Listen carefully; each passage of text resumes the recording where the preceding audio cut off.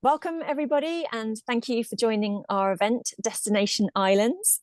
I'm Anna, the Director of Flight Free UK, and this event is part of our online series of events. We run online events throughout the year, and we always choose one to be our specific travel event. And that's because we love celebrating flight-free travel, and we want to show that you don't have to give up traveling if you stop flying. And also we want to show that travel doesn't have to involve a flight. So we usually pick a different location for each one of our destination events, and this time we've picked islands because island destinations are often a bit more logistically tricky than going to somewhere more mainland. So we thought it would be fascinating and inspiring to hear from people who have done island adventures without flying. So as you can see from the screen, we will be featuring stories from Corsica, Greece, Gran Canaria, Mallorca, Ibiza, and the good old Outer Hebrides. Of course, we can't forget the islands that surround our nation as well. So one more time, thanks so much for joining us, and let's get started. So Fuchsia, I'm going to hand over to you and you can take the stage, please. Great, thank you. Well, so back in 2023, I decided to take the Flight Free UK challenge. I'd read Zero Altitude by Helen Coffey, which is an amazing book, and it's all about a travel editor who basically gives up flying and wants to prove to everyone that she can get to an amazing destinations. And through that, I discovered Flight Free UK and decided to take the pledge. I'm going to be honest, I've taken quite a lot of flights over the years. I've always been addicted to travel since my teens. I was a language student as well, so I used to fly to Italy, and I always used to say to myself, it's okay, I'm going for cultural reasons. You know, I love learning languages, like meeting people from different cultures.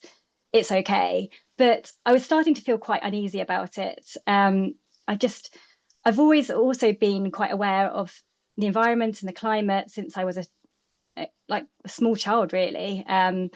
And it just didn't sit quite right. So when I discovered Flight Free UK, everything started to make sense. And I've actually been flight free for 6 years and counting. But back to 2023. So one of my best friends, who's a fellow travel addict, she turned 40, and I knew that we'd have to do something amazing for her birthday. We actually met at an airport, and then we lived in Italy together for a while, and we've always sort of traveled together, gone to different places. So we started talking about destinations, and she was saying, oh, I'd love to go to Las Vegas or maybe Santorini. And I was like, oh yeah, but I hadn't told her that I would taken the pledge, and I was sort of quite scared about confronting it with her. But eventually I was like, actually, I've decided I'm not going to fly. So can we go somewhere amazing, but I don't mind if you fly, but I'm going to not fly. And so after a bit of toing and froing, we eventually decided on Ibiza. And I've been to Spain plenty of times. I even went to Spain in a caravan with my parents, which took about 3 days. But I'd never considered as an adult going there without flying. But then I was delighted to discover the fabulous man in seat 61, who's probably going to be mentioned quite a few times. And it turns out it's actually very straightforward to get to Ibiza. So I started in London, took the Eurostar to Paris. And I'm quite lucky that my cousin lives in Paris. So I met up with him and his wife. We went for cocktails. We had like quite a Parisian dinner. Stayed in a hotel, in a very French hotel, and had a lovely breakfast the next day, croissants and boule de chocolat.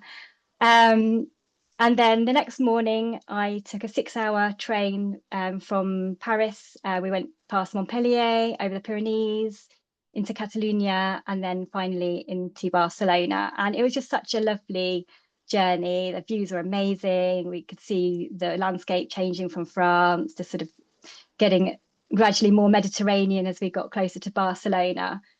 And I spent most of the journey working. I'm a freelancer, and they had amazing Wi-Fi. So that's one of the benefits, is that, okay, it'd taken me a little bit longer to get to Ibiza than if I'd have flown. But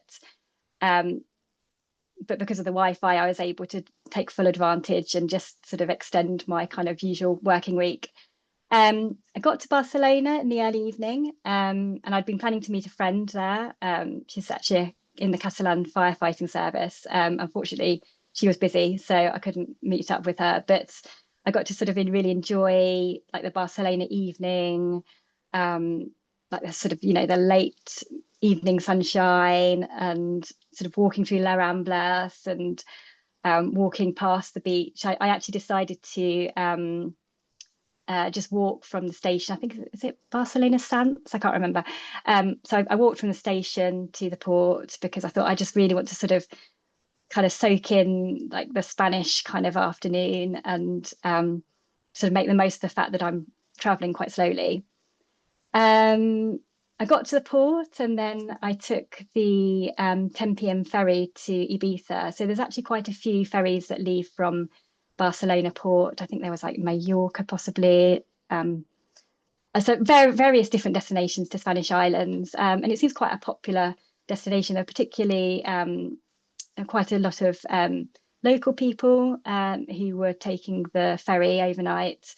And a lot of the crossings go sort of overnight, so you can either book a cabin or you can stay on like a chair in the sort of the, I guess, like communal cabin part of things. I decided to book a cabin, and I ended up in the bow of the boat.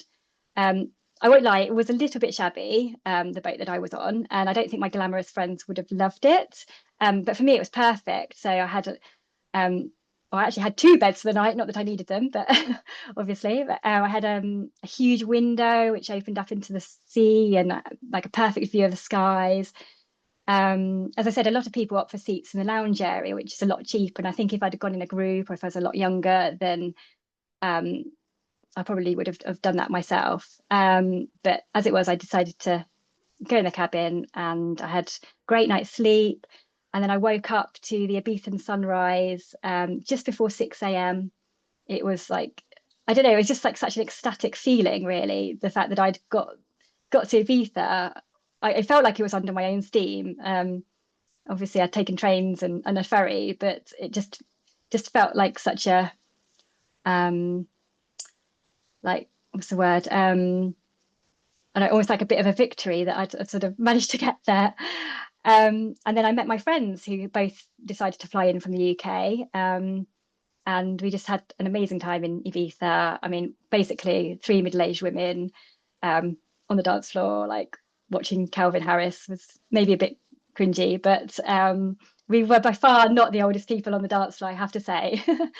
um, and we just sort of got ripped off by the beach bars, kind of watched DJs from the pool at Oshaya. We had a great time, really, like sort of as we'd expected. It was all sort of part of the experience. And I actually remember very distinctly that as Calvin Harris was playing in Ushuaia, we were watching the airplanes. They came soaring past every 20 minutes or so. And I remember every time an airplane came past, everyone was like, yeah, like people are joining us like on the island. And I just had this real feeling of like, oh my goodness, like everybody who is here has got here by plane, pretty much, apart from me, possibly. um, and just like how much carbon like have we sort of let into the atmosphere? It was quite a sort of a powerful moment in that sense. Um, Coming home was a lot easier. So the ferry and the trains, they lined up a lot easier. I think it was 25 hours in total. So I got on the ferry at 10 o'clock and then arrived in Barcelona at 7 and then straight onto the train to Paris and to Eurostar back to London. So that was a lot easier. Um, and Yeah, so sort of one thing that I took away from the trip was really sort of learning how to approach these kinds of conversations. So before I left, I felt quite defensive about the fact that I'd chosen to take the train and the ferry to Ibiza. I thought that people maybe were judging me. I remember having a few conversations where people say, "Oh, you know what? I could get to Australia in 24 hours, like, and you're only getting to Spain." And that sort of negativity was sort of, I don't know, starting to make me feel quite sort of, oh, okay, like, am I doing the wrong thing here? But after the journey and after when I had all these stories to tell, I'd met all these people. So on the ferry, I met people from like South America, from Italy to Spain, from Spain. I had a chat with a lady who was born and bred in Ibiza when I got off the ferry, and she was telling me all about how the island had changed. And when I had these stories that I could share with people, I felt it was a lot easier to have that conversation on the way home. So I spoke to my friends and family, and they were a lot more kind of receptive to the idea of traveling by train and by ferry. And since then, I've heard about people taking the train to various different destinations all across Europe. And I think for me and for other people that I know, it's sort of kind of awakened this sense that it is possible, that it's not like I guess sort of the go-to in previous years was always to book a flight, but actually it's quite easy and quite comfortable to get to various different destinations in Europe without a flight. And yeah, as I say, I've heard a lot of stories from people who said, you know, I went skiing and I took the train, or I went to France and Germany and took the train, or even maybe to a lesser extent, people who took a train out to a destination and maybe flew back. Okay, it might not be completely flight free, but it's still reducing their emissions in that sense. So yeah, I mean, yeah, it's just such a positive experience. And now I feel like, why would I fly to Spain? I don't need to. I know how easy it is to get there. And there are so many destinations in Europe that make me feel like it just kind of makes sense. And also the journey, it's slower, but you get to appreciate, and you really get this sense of changing scenery, changing destination, that you've really arrived somewhere. Every time I arrived in a new destination, so Paris and Barcelona and Ibiza, I just sort of always felt like this sort of euphoria, like, oh wow, I've got here under my own steam, and I've sort of really experienced like these different places in a short amount of time. That's so fantastic, Fuchsia. I think you've summed it up so perfectly. And a great holiday, obviously, but all of those things that you learned as well, amazing. And so inspiring to hear that your friends started being interested once you'd done the journey. So brilliant. Thank you so much for sharing your story. If you Thank want you. to read about Fuchsia's journey as well and see some pictures, it's written up on our website. So if you go to flightfree.co.uk and then you select blog and then travel, Fuchsia's story is on there. Thank you so much, Fuchsia. Thank you. Okay, well, let's stick with the Mediterranean. So we're going to go to Claire next to talk about her family holiday in Corsica. Over to you, Claire. Thanks, Anna. Hiya, I'm Claire Gilbert. My husband Andy's also on the call. Hello. We've got two boys. They're 9 and 12 when we went to Corsica in 2022. So the reason for doing this trip, not flying, was really for sustainability reasons, but it's also about wanting to have an adventure. And really, I think, what Fuchsia was talking about there is like a mindset change, whereas the travel is not just something to get, a means to an end to get to the destination. It's part of the journey. And that was really important for us. And we had, really great time with our boys, and we have since on several trips. So we went to Corsica. We did, like Fuchsia, went via Paris, so into the Eurostar, which was quite straightforward for us because we're from Oxford. And then we had 2 days in Paris, which was a really great way to sort of enter into the holiday spirit. It was really chilled. We did lots of walking and mooching, and patisseries as well featured. And then we left Paris to go to Marseille, where we were going to get the ferry to Corsica. I have to say it went a little bit awry that day because there was a lot of forest fires in France, and they were affecting train travel. So we were finding that the train was getting more and more delayed as it was going down to Marseille. And although we'd left a really good window of 2.5 hours between arrival in the station and the boarding opening, we still did actually miss the ferry. And there was a moment when we arrived and we saw the ferry literally like hoving out to sea, which was a bit of a, okay, now we're in Marseille in the evening and there's 4 of us. What we're going to do now? My son, who was 9, started crying, and that was really helpful because then we got lots of sympathy from all the staff who were coming off the ferry, who were the ones sort of getting everyone ready, and then they got off when it left. So there was a little bit of hand gestures to try and help us get to the next place where we could get an overnight ferry. And we got there, and we did manage to get a different ferry. And we managed to get a cabin, which was great. It was our first overnight ferry as a family, and that is quite an experience.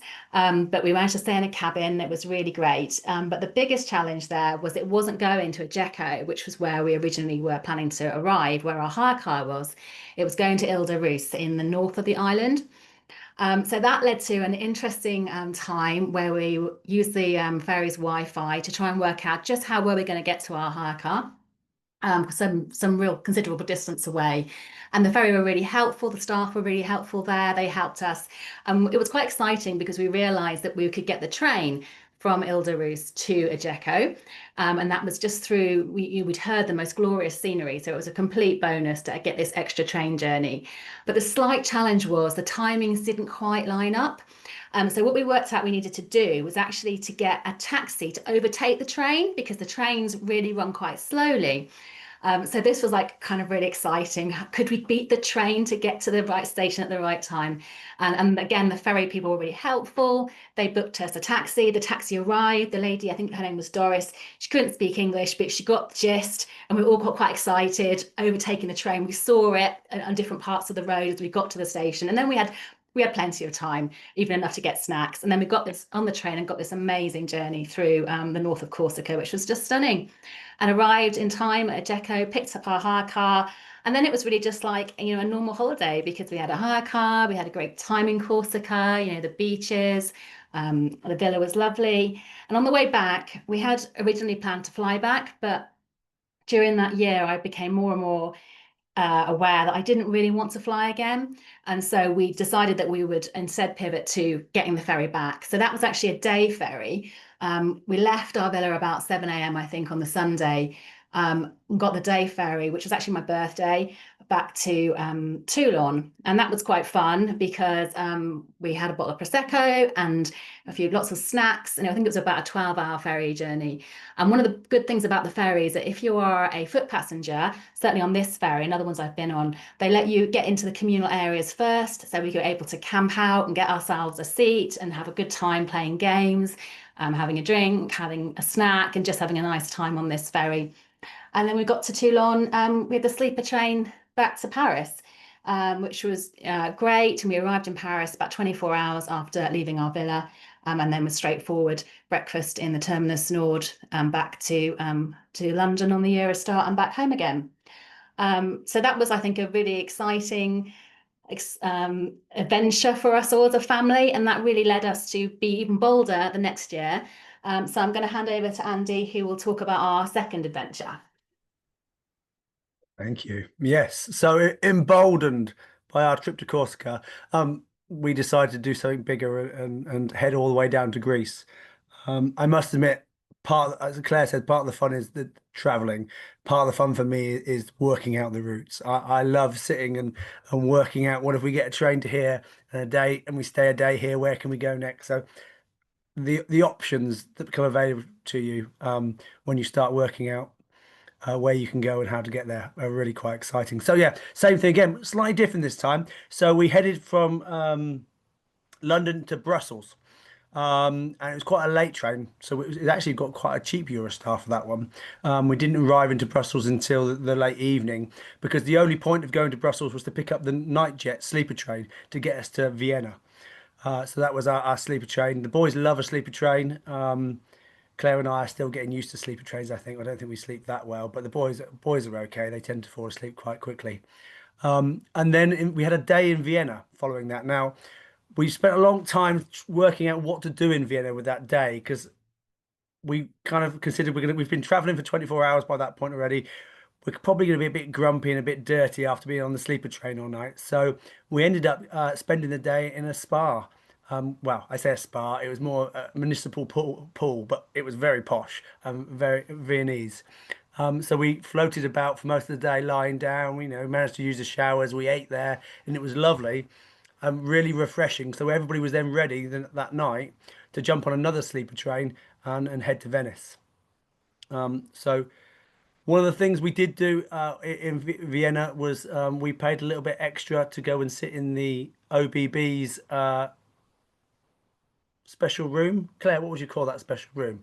The lounge, darling. The lounge, thank you. The OBB lounge for first class travellers. Yeah. So we paid a little bit extra. The boys loved that because it obviously had free Wi-Fi and free drinks.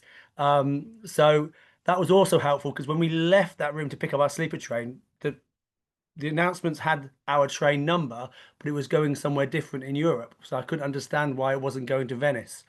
So I went back to the room and had a chat with them. They just explained to me it was going to two places and the other place was just listed first. So that was fine. So we headed back and jumped on the train and off we went again. Our littlest, his face that morning when we woke up and we pulled the blind up and we'd gone from Vienna to vineyards outside was amazing. And I'll never forget that when he's just like, oh my God, it's the landscape has changed so amazingly. And then for me, when we crossed over the lagoon into Venice, and walking through the station in Venice and coming out into the square, I will never forget that. I must admit, I probably was a bit tired at that point, but I felt very emotional. I felt like we'd done our own 18th century grand tour, and we'd achieved something. It was wonderful. We had a few days in Venice mooching about. We do a lot of mooching on holiday. We don't do a lot of sightseeing. We're not sightseers. And we left really early one morning in Venice, which Claire would say was one of her favourite things because we were up with the bin men going around Venice, to get a train which took us all the way down the coast of Italy. So we saw all of Italy from a seat on a train, down to Bari, where we picked up our ferry. And that ferry was the most interesting ferry we've ever.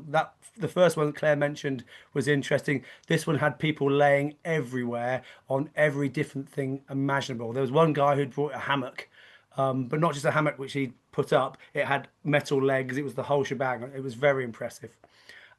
Ferry into Igoumenitsa, where we had a lovely breakfast and pastries. That features quite a lot on our holidays. And picked up our hire car, where we drove to Licada, which is technically an island. It's in the Ionian Sea, but it's connected to the mainland. And we had a lovely time there. And before then, we moved around Greece a little bit. So we did a bit of sightseeing. Ended up over by Athens, just really enjoying everything that Greece had to offer. And then we did the journey back via Patras. So we left from Patras, back into Bari on an overnight ferry.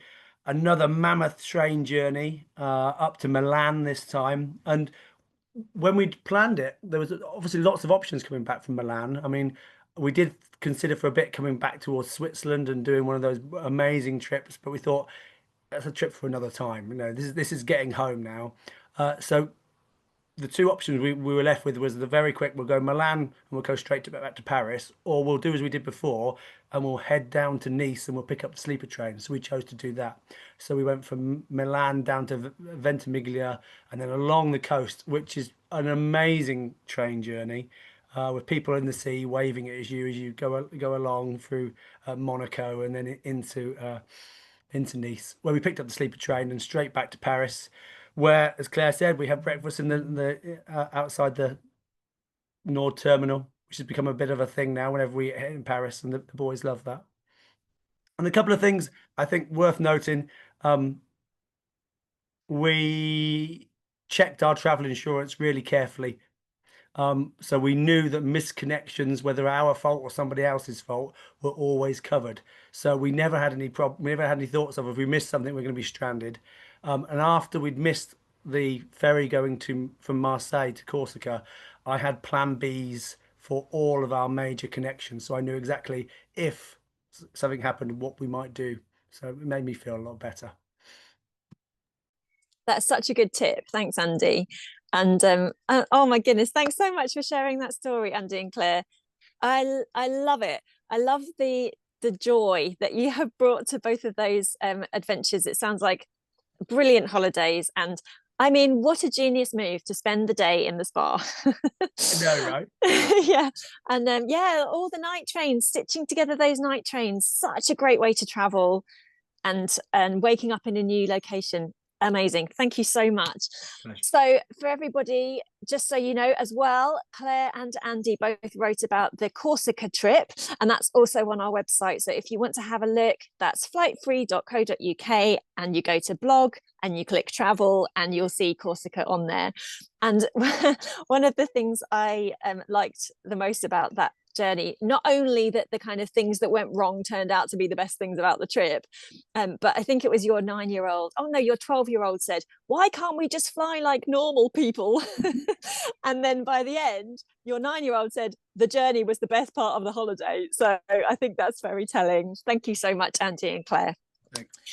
So yeah, one more story from the Mediterranean. So this is going to be Mallorca overland for Wiltshire, and that will be Rowena sharing her journey. So Rowena, over to you.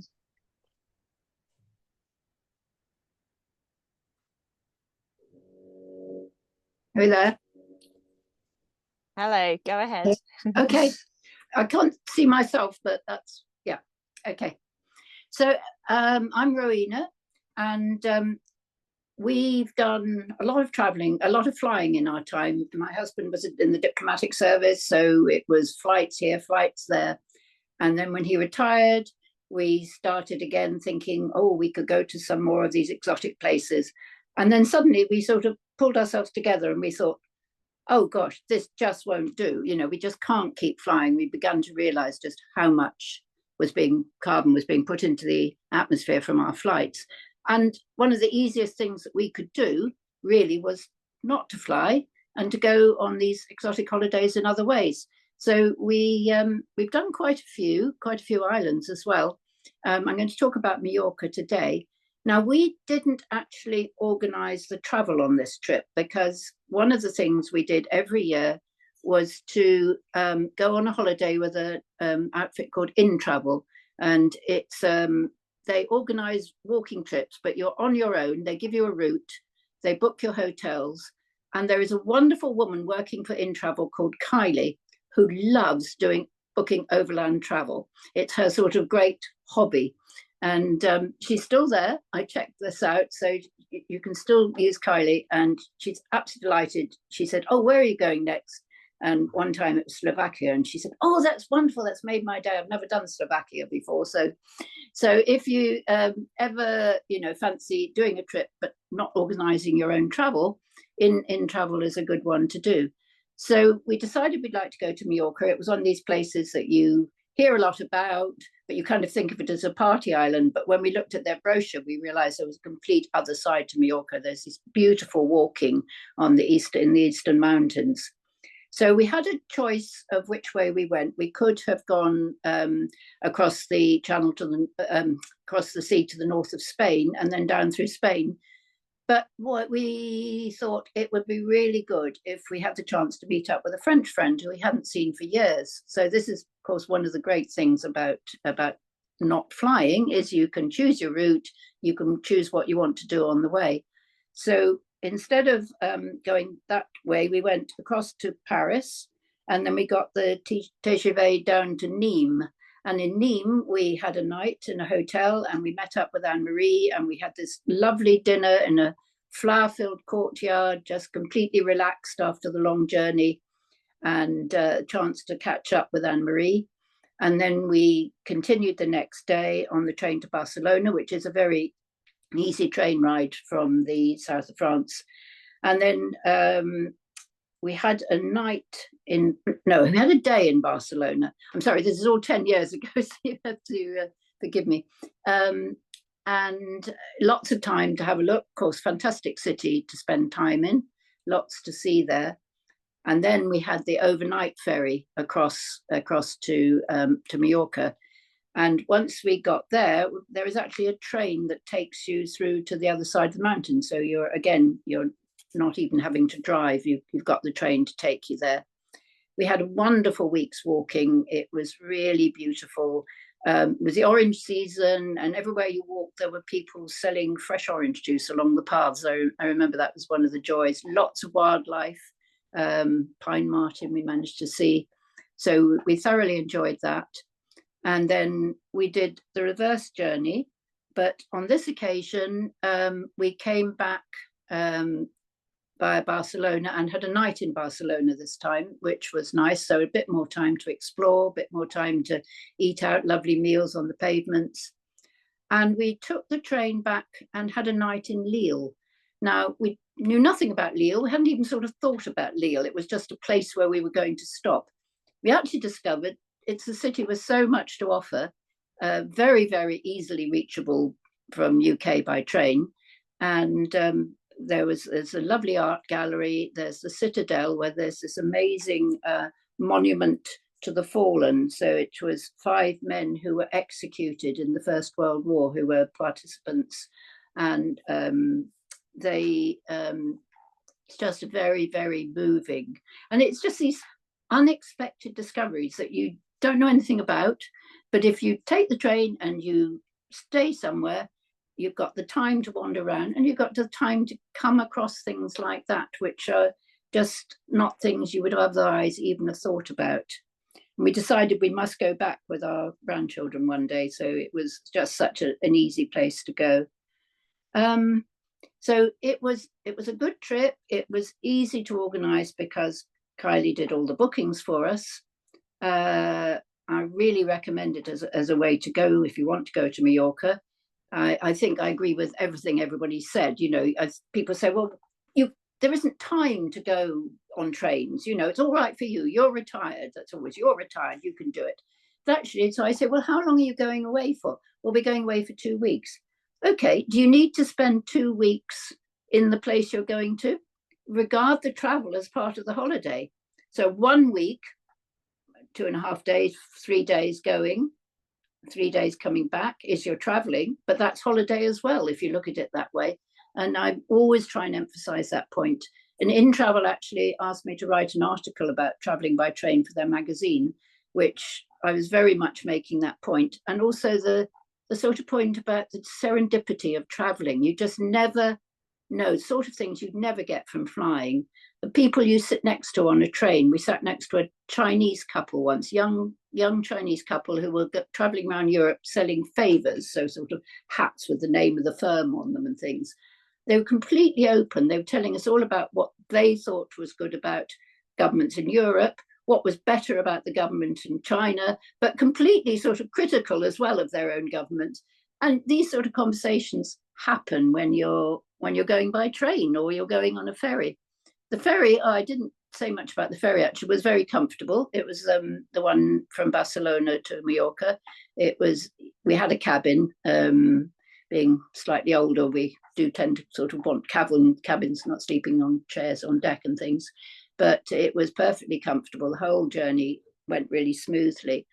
And another thing which we've often done when we've been traveling by train is we come up from the West Country. So it's usually almost impossible to get to London and then get to Paris and all in a day, or difficult. So we tend to look for a cheap hotel near St. Pancras, and then in the evening wander down and see what cheap theatre tickets we can get.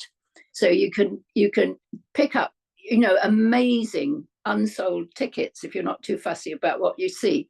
So it's been another big plus on our journeys, has been we got tickets for Warhorse for £15 each on one occasion, ones for the Inspector Calls. So I just put that as another tip of, if you've got a bit of a way to come, so right, if you're in London to begin with or very close, but if you've got to come for a bit of a way, think about that. Just think about that extra bonus for your holiday. That's such a good tip, Marina. Thanks. And before you carry on with the Iceland story, I'll just let everybody know. So In Travel that you're referring to, it's INN Travel. And what we will do, because Trevor asked for a link to Kylie, so what we will do, we'll be sending follow-up emails to everyone who's registered for this event anyway. And what we can do is include the links to the things we've been mentioning. So we'll include that for In Travel. Yeah, I think they really are worth. They also, like one time when we were traveling back for a holiday in France, all sorts of things were going wrong with the trains. Well, France was flooded, and then there was a train strike. And the whole time they were just keeping us informed. Now, if you get a taxi to this station, we think there isn't a strike on at this station. And then if you're delayed for your ferry because of the flooding, then you can do this and this. So it's particularly, I think, if you're new to this sort of travel, it's a real reassurance. Yeah, that sounds really useful. You're completely independent. You don't see anybody from, at all from in travel, but they are there if there is a real problem. That sounds helpful. And so they arranged your Iceland trip as well, did they? No, we did that ourselves. Well, would you like to tell us about going to Iceland, please? Yes. Well, this is 21 years ago. So we went actually for our Ruby wedding anniversary. And actually, you can't do the route that we did then now, but I'll tell you about the route we took, and then I can tell you about the way you can go now. So it's obviously not the easiest place to get to, but the way we did it was we took the train up to Aberdeen, and then we got the ferry from Aberdeen to Lerwick, and that was beautiful. We went in July, and we got on a ferry at Lerwick at midnight, and because we were so far north, it was still light, and that was just that amazing. I can still remember it. This getting onto the ferry. So the ferry from Aberdeen to Lerwick was an overnight one, and then the one you get on at Lerwick was, again, I think it was 2 nights on the ferry. Very comfortable. I mean, like a sort of mini cruise, but without the entertainment, but very, very, very comfortable ferry, full of people going back to Iceland, all sitting on the deck knitting. I can remember that. It was sort of really lovely. They were all knitting those most gorgeous jerseys and things, and very peaceful. There was just something very, very peaceful about it. And you stop in the Faroe Islands, and you've got a few hours ashore, so you've got the chance to explore. But what you could do, and this you can still do, is get off there and just spend a week or a few days and then get on another ferry. So if you wanted to go to the Faroe Islands, which hasn't been on your list of island destinations, but is a possibility, you could do that, and then you could continue on to Iceland. So we arrived in Iceland in the east, in a completely unpronounceable name of the place. I'm sorry, I can't even begin to pronounce it. And I'll never forget the arrival. We came in at dawn, and you come in up a fjord, and everybody was on deck just watching the scenery. The scenery was so amazing. And if anybody's ever read the Voyage of the Dawn Treader, there's this fantastic passage where they go up a river, and it gets quieter and quieter and more still.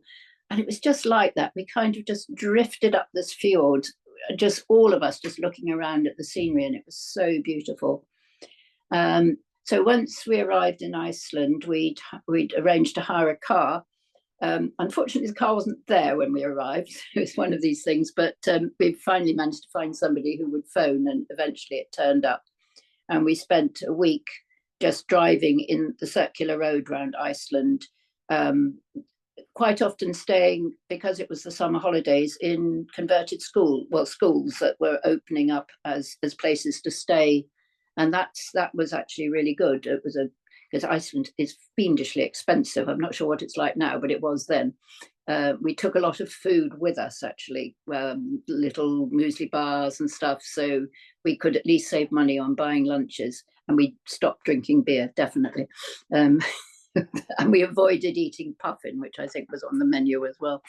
But it's a lovely place otherwise. And then, so then we came back basically on the same route. But as I say, you can't actually, unfortunately now, there is no ferry from Lerwick to Iceland. But you can get a ferry still from the northern tip of Denmark at Hirtshals.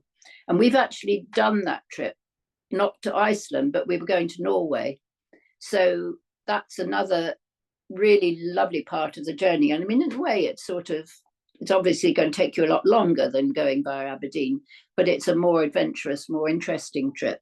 And so you can go through Germany, and then we decided we'd like to stay a night in Denmark, because we'd never been to Denmark and we wanted to get a sort of feel of the place. So we stayed in, I'm trying to remember what it's called, somewhere, Aarhus yes, and had a night there, and then and then you always think of Denmark as going to be terribly efficient and everything's going to go really well, but actually there was a replacement bus service all the way through Denmark. The train wasn't running, so we had this chance. It was quite fun, really, because you could get a chance to talk to people more. Except I sat next to this very talkative Danish lady who insisted on showing me about 1,000 pictures of her sister's dog. But anyway, so, and then Hirtshals, we had a few hours to spend, and there is an aquarium that we visited. And then, as I say, we actually then got the ferry on to Norway from there, but you can get the ferry to Iceland these days from there. So it's still a perfectly feasible thing to do, but it will just take you longer than it did us. And two very brief things tips I'd like to just say about traveling by train and so on. If you're paying for ferries, pay with a credit card, not a debit card. When we went to the Canary Islands, our ferry company went broke and we'd paid by debit card and we had a terrible business getting our money back. So it's just a thought. We did eventually get some of it back. And travel light, that's my other tip. Definitely, it's a lot more fun doing this sort of travel if you're not carrying heavy bags around with you. Great tips. Thank you so much, Rowena. And just so everyone knows as well, the journey you just described that is still possible, the way of getting to Iceland, is also on our website. So we have a travel account of someone who went from Ireland to Iceland, or well, the particular journey they've shared is the other way around. So it was Iceland, then the Faroes, then into, as you say, the northern tip of Denmark.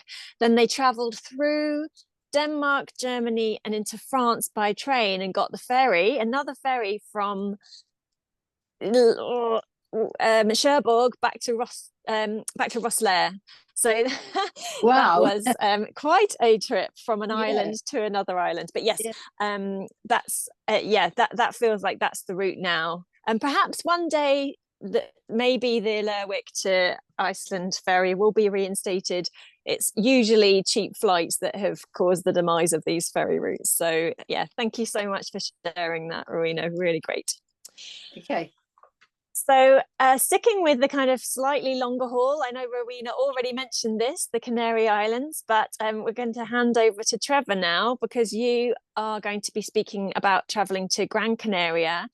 And I believe that the ferry that goes there also goes to Tenerife, etc. So it's kind of the whole Canary Islands are accessible this way. But I think it's your dad who lives there.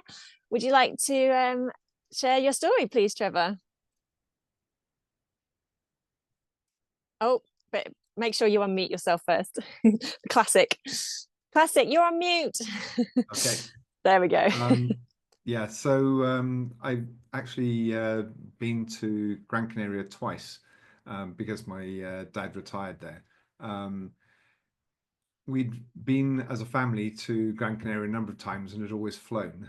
And then 10 years ago, I took the decision to stop flying. And the first trip we did without flying was a real revelation. And I just want to essentially reiterate the comments that so many other people have been making about it being about the trip and not being about the destination. And having done essentially the same trip by flying and then doing the same thing by boat and train, it was just so much more of a rich experience traveling by train, I think, or certainly traveling without flying for sure.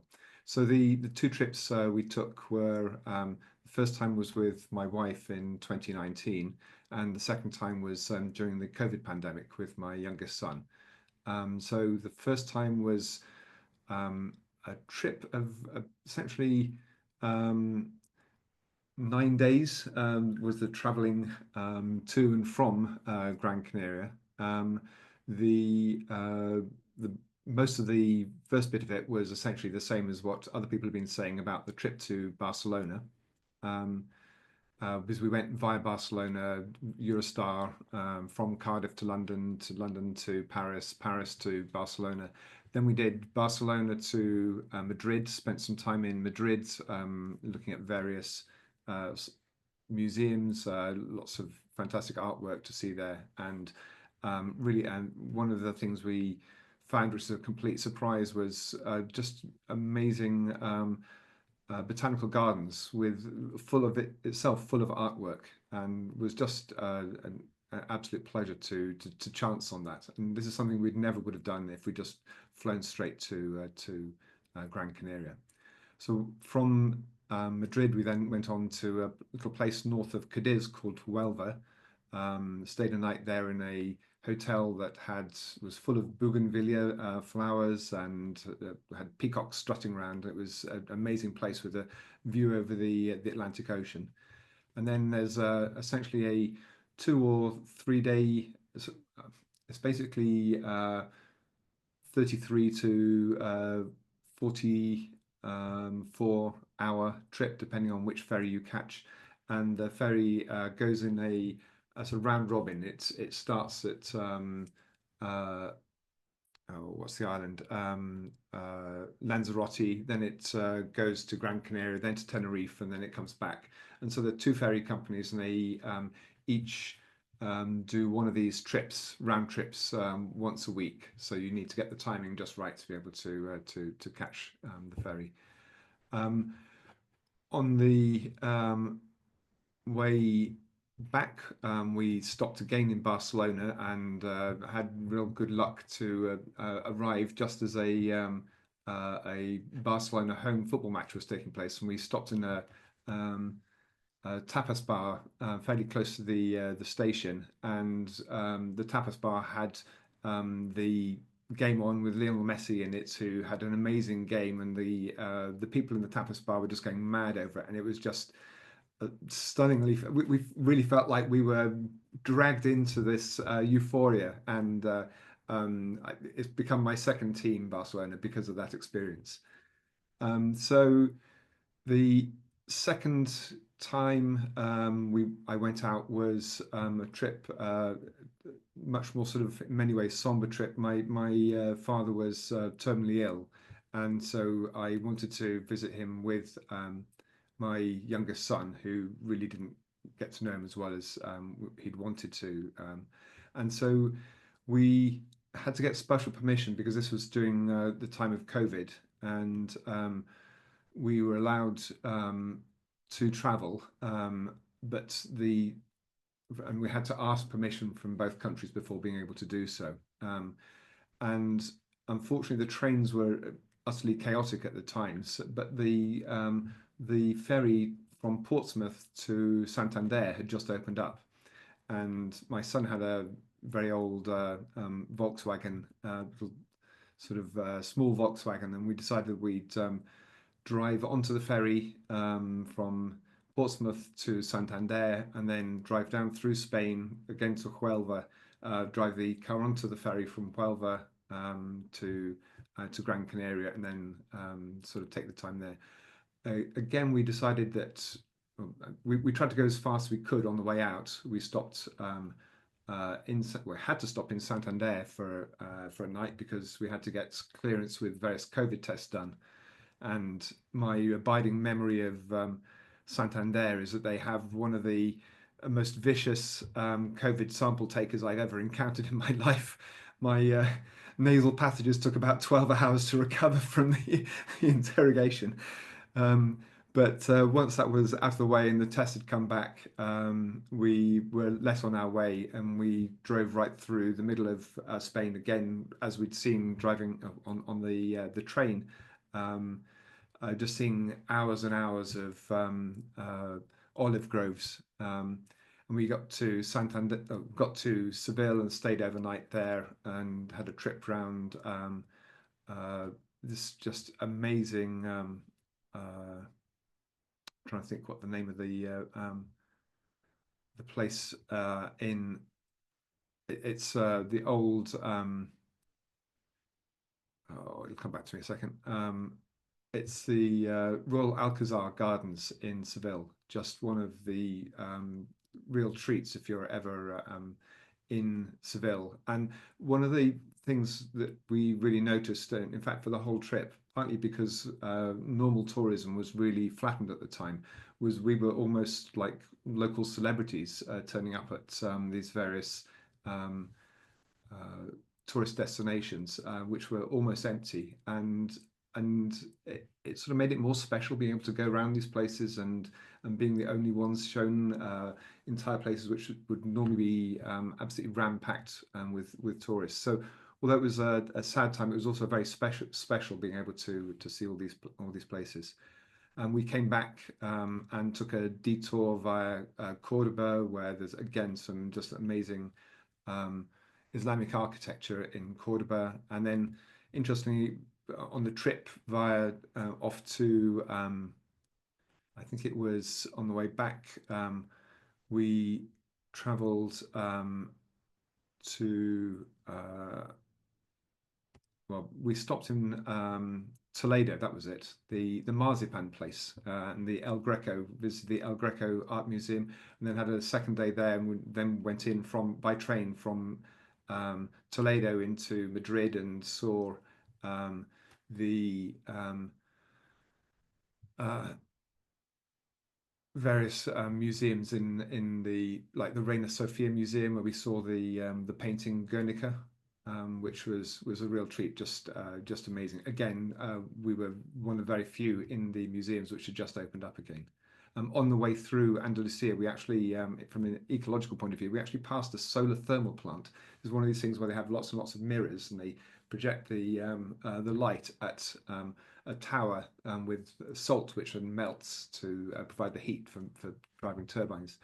And we were probably about 3 kilometers away from this tower, but just looking at it as we're driving past, felt like you're burning the back of your eyes just looking at it. It's quite an extraordinary experience. So that was somewhere between Cordoba and just north of Cordoba, somewhere like that. So overall, on sort of reflections on the trips, I think again, just to reiterate what's been said by everyone, really the travel itself becomes the event. It's impossible, I think, to do a long journey with lots of opportunities for something to go wrong. I mean, at one point on the train with my wife, we ended up in a carriage, and our seats had been booked at opposite end of the carriage, and every other seat in the carriage was taken by a party, a Spanish party that had gone out for some event. I'm not quite sure what it was, but it was clear they all knew each other. And so I thought, well, maybe one of this group would be keen on swapping seats. So I tried to explain this. My Spanish was completely failing, so I decided to move to Google Translate. And I wrote something into Google Translate and passed this across. And then they replied back to me, and suddenly the conversation descended into, because I was passing my phone to them, descended into comedy as they all passed my phone around laughing. And a short while later, I back translated it and realized that I told them that the blue cranes were flying south and I should see them in the morning, which caused enormous amusement amongst the other members of the carriage, who very kindly let us sit next to each other. But that's just one minor example, but all the trips were just one event after another, people showing extraordinary kindness, just little interactions, things which made all the trips we have subsequently taken with slow travel so much more rewarding than those we previously took by air. Love it. Thank you so much, Trevor. And it's reassuring to know that you can go so far without flying. It's a lot more of a commitment, isn't it? The Canary Islands. But yes, thank you very much for sharing that. And as you say, those tiny little hilarious stories are really what makes it.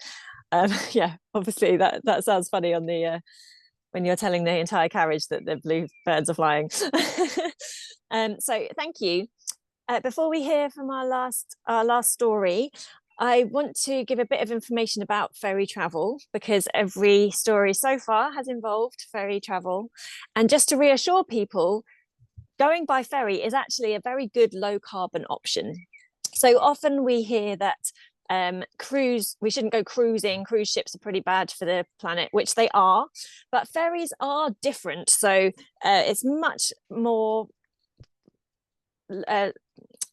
focused on the actual travel rather than the entertainment. So one of the reasons cruise ships are so bad is because it's like an entire city, hotel and everything else on board, restaurants, casinos, swimming pools, etc. Whereas on a ferry, it's much less. So there's a buffet, for example, and a cafe, and then perhaps a little bit more if you've got overnight ferries. But generally, ferries are a good low carbon option, especially if you're traveling by foot. So with the exception of that last one that Trevor shared, all of the journeys have been combining trains with ferries, which is overall, if you're traveling around Europe, the most carbon friendly way you can go. So with that, we will move to Harry, because now we want to not forget that there are so many islands on our own doorstep in the UK, from the Isles of Scilly all the way up to the Shetland Isles, which of course have been mentioned by Rowena about travelling on her way to Iceland. But yes, Harry, we would like to hear about your journeys, please, around those wonderful Scottish islands, which do involve ferries, but a slightly different type of ferry travel, isn't it, with CalMac?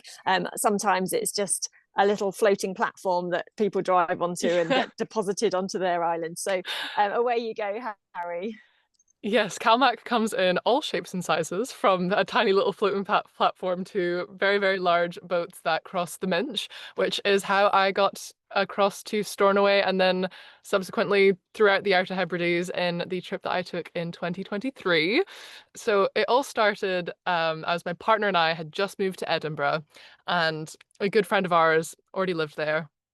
And we just moved into our flat, and she came and surprised us, rocked up with some whiskey, made us some hot toddies, and proceeded to tell us about this fantastic trip that she was going to be taking, starting first thing tomorrow morning, going around the Outer Hebrides for 5 days, because we'd all just moved to Edinburgh, so we all happened to be unemployed, and she was thought to herself, well, I'm gonna probably get a job soon, hopefully, so, this is the last opportunity I have to kind of do a crazy trip like this. And so she was telling us about all the buses she was going to take and the ferries and the journey. And I'm going from here to here to here. And she had it all written down in her diary. And me and my partner just sat there like, yeah, that sounds pretty amazing. And then she just sort of said, well, she liked the sound of it. Like, just come along. Like, I haven't actually booked anything yet. I'm just going to do it on the fly. And so we went, okay, sure. She went home, we packed our backpacks, and the next morning at 7 a.m. we were walking out of our new flat to the Edinburgh bus station, where we took our first bus from Edinburgh to Inverness. And we spent a couple hours there in our interchange before taking our next bus, which gave her ample time to show us some of her favourite spots in Inverness. Very great when you've got a kind of a local tour guide, if you will, or someone who's been to this place before, because she took us to Leakey's bookstore, which is the coolest bookstore I've ever set foot in. Honestly, maybe worth going to Inverness just for this bookstore. It's great. It's got a log-burning fireplace and a spiral staircase, and it's very moody and mysterious, and has all these very, very old books. And then we grabbed a coffee and got onto our next bus to Ullapool, and subsequently onto our ferry to Stornoway. And that was day one of travel. This ferry from Ullapool to Stornoway is, I think, 2.5 hours. And that was then the longest ferry I had ever taken. And I was on that ferry, learned that I really like birds. I was like, wow, these seabirds are so cool. So I think I spent 2 out of the 2.5 hours just looking out the window and watching all of these seabirds swoop and dive, and I was just absolutely mesmerized by it. And you come across lots of cool rock formations, and you pass through other little island channels as you're heading across, and it feels so magical. And so yeah, we arrived in Stornoway, got to our hostel, and then spent day one on the island, just doing an exploration day. So we went to Lewes Castle, went to a cozy little cafe, we nipped in and out of stores and bookshops and galleries and museums. And then in the afternoon, we took a local bus to the Callanish Standing Stones, which are a very cool stone circle. And again, very moody and mysterious. It feels kind of otherworldly in a way. And we were told that apparently nobody can count the standing stones. Apparently, every time you count the standing stones, the number comes out different. It's impossible to count them. So we didn't try. We just had a little giggle at that, and then went back to Stornoway via the local bus again. And the next day made our way down to Harris, with the plans to go get a gin and tonic at the Isle of Harris distillery, which is very well known for its fantastic gin. However, that was the day that it was releasing its first ever batch of whiskey. So it had a line out of the door that honestly I think spread the entire length or circumference of Tarbert, this little town. And there was bagpipes playing, and there you could smell the peat. It was fantastic. But we did not get our gin and tonic. We just looked at this line in awe and then decided that, well, actually, since we're not going to stop here for a drink, why don't we just catch the next bus on and head down and kind of change our plan up a bit. And I think the beauty of doing bus travel when it's not intercity and it is local like this is that you don't have to book your tickets in advance. You're just hopping on and off.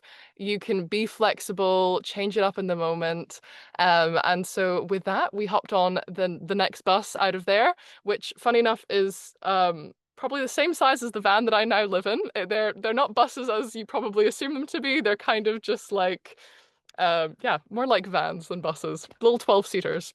And it just so happened that the bus driver was the same bus driver that my friend Belle had the last time she had taken this exact same bus journey, exactly 5 years ago to the day. So she was like, I feel like I know this guy. And then he starts telling us the exact same story that she'd already told us years before about this bus driver who told her this funny story. So it was a very lovely moment. Again, where it's like, oh, the world is so small, and it's a nice feeling of connection, I think. So that afternoon we got to Leverborough, which is quite a small little area. It's only really got the Harris distillery, but as you're driving through, you drive through the south of Harris, which is just the most incredible beaches I think maybe the UK has to offer. I might be biased, but they are just like swooping white sands, incredible sand dunes that just rise up like mountains, turquoise blue waters, and I think some of the best known beaches in the Outer Hebrides are in South Harris. So it is worth the hype. For all the tourism that it does get, it's worth it. These beaches are incredible. We then got the ferry across the Sound of Harris to Berneray, had the best slice of coffee and walnut cake of my life at the Berneray Bistro, and headed on to our next stopover in North Uist.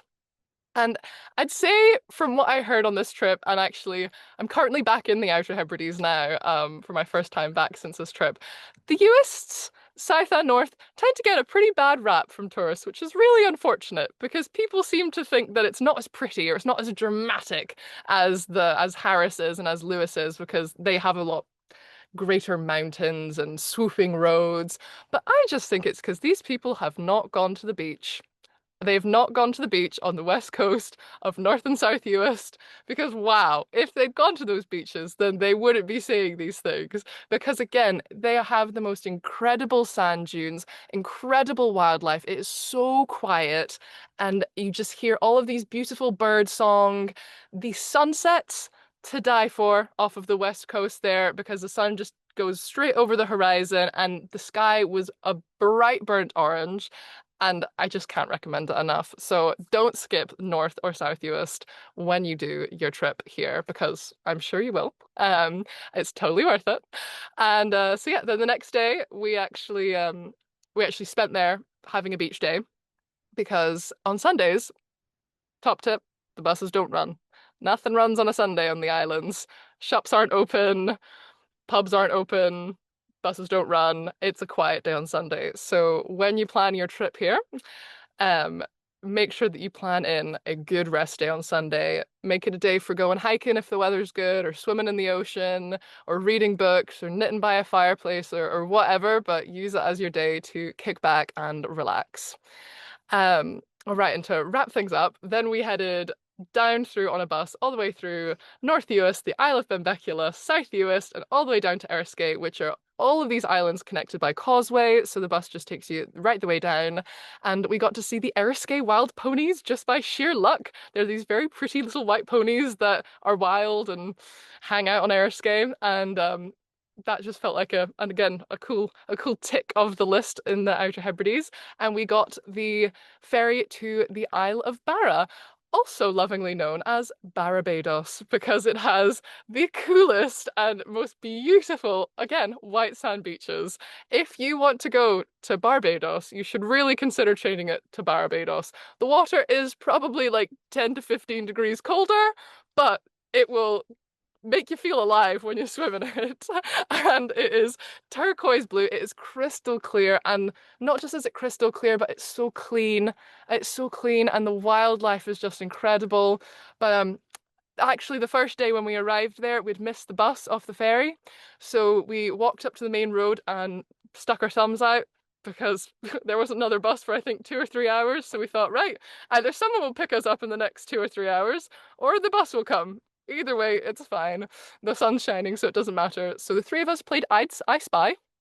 And lucky enough, a local looped around for us because his wife, who'd been in the car with him previously, said, you better go check on those kids and make sure they've gotten a ride where they need to go. So he looped back round once his car was empty of his family and took us to our youth hostel for the evening and gave us a bit of a talking tour as he was driving us around the island.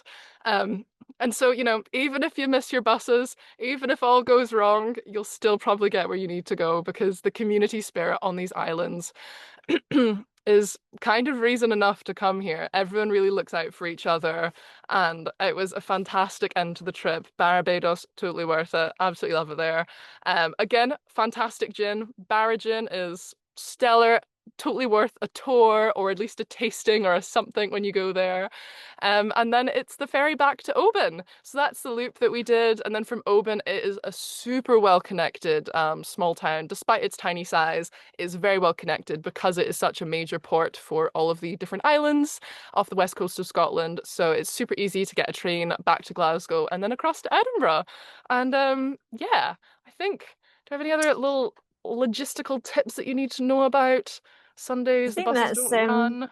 Yeah, no, that's fantastic, Harry, and just a really wonderful whirlwind tour around the Outer Hebrides. And oh man, I love the sound of Barbados. Get you to Barbados. Barbados is so cool. Barbados is fantastic. Good. It's beautiful.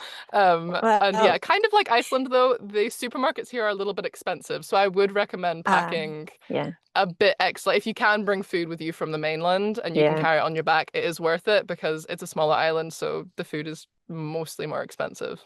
Yeah, okay. Well, thanks for that tip. Very useful. But this is has now brought us to the conclusion of our event. We're right on time for saying thank you so much for coming. And I just want to say thank you so much to all our speakers. That was insanely inspiring and really fun. Just so fun to hear all of your journeys. So I'm sure everybody here will agree and would like to join me in thanking Fuchsia, Claire, Andy, Rowena, Trevor and Harry. Thank you so much for sharing your journeys with us. As previously mentioned, you can read more about some of these specific journeys, but also some of the other trips that we feature on our website, which is flightfree.co.uk. And if you click blog and then you click, oh no, sorry, you can actually just click travel from the header and then that will take you directly there. So much more inspiration available. But just to say, to round everything off, I do want to say thank you to all of you for attending. As you know, this event has been recorded, so I'll be sharing that link with everybody who registered, and so you can watch back if you had any things that you wanted to see again. If you are inspired to take the Flight Free Challenge for 2025, you can sign up at our website. So the Flight Free Challenge is when we ask people to take 1 year off flying. So we're currently collecting pledges for 2025. And the idea is that not only do you reduce emissions, it gives a chance to try the alternatives. So it's about joining that community of people changing their habits for the climate. Now, our next event is actually also a travel event. In a couple of weeks' time, on the 10th of June, we'll be doing a flight-free travel surgery, which is purely questions. So you can come and ask questions for a whole hour to our panel of experts, which includes the man in seat 61, who we've mentioned on this during this event as such a helpful website to plan your journey. So Mark, the man in 661, will be there.